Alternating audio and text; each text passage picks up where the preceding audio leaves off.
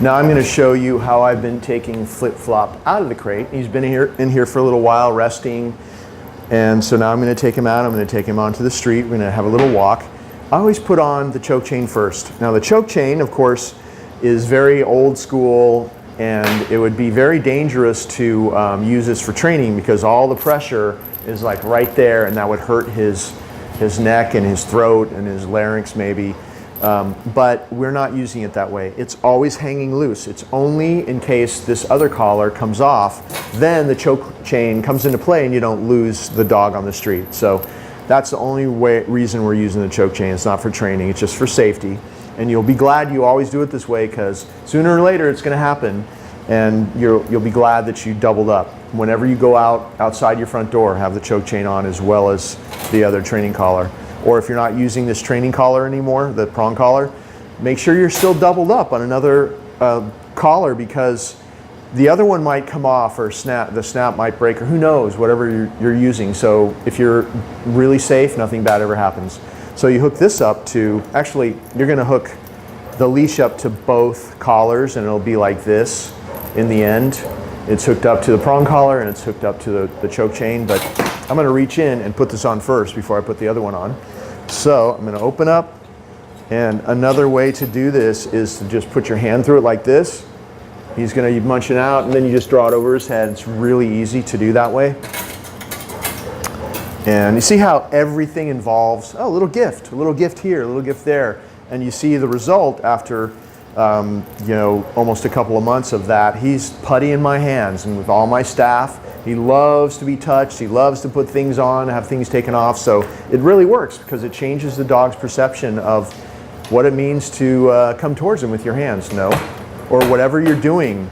If he hated something before, well, now he loves it because he gets a little gift right before. And I just reach in. You'll get really good very quickly with this this prong collar. You just reach in there and hook him up just by feel. And then I'm going to attach the leash to the choke chain as well. So now both collars are attached. He's waiting here. You saw that he tried to step out before, and I said no. And that's what you want to do. Just do a little token slam, no, like that. He'll back up. And then if you want, this is an exercise I did for a while, practice after you have the leash on. Good. Rewarding him for standing there with the door open, and you can stand up and even walk farther back, no. And at this point you can say no and he'll back up. And then when he waits, make sure that you put your hand in there so his head's not hanging out when you reward him. So if you're going to reward him, it's inside, so he has to go back in there. Nope. And I wanted to do that so you could see how to correct this mistake. Put him back in.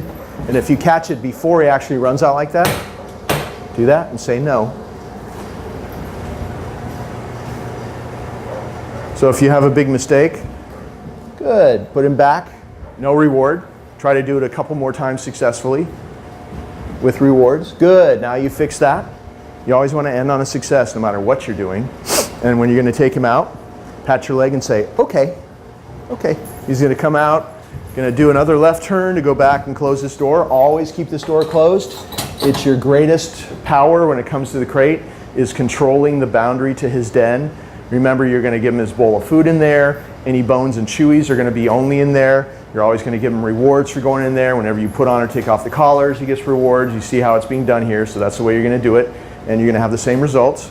And if you control the boundary, then he's going to think you're the boss. If he has to sit and wait to go in, he has to wait to come out.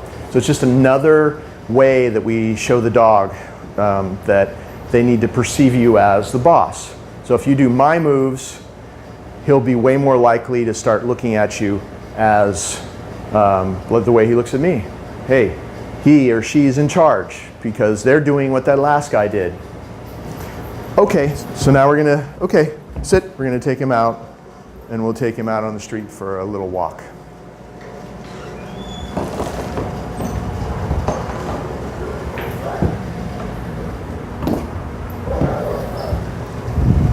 Okay.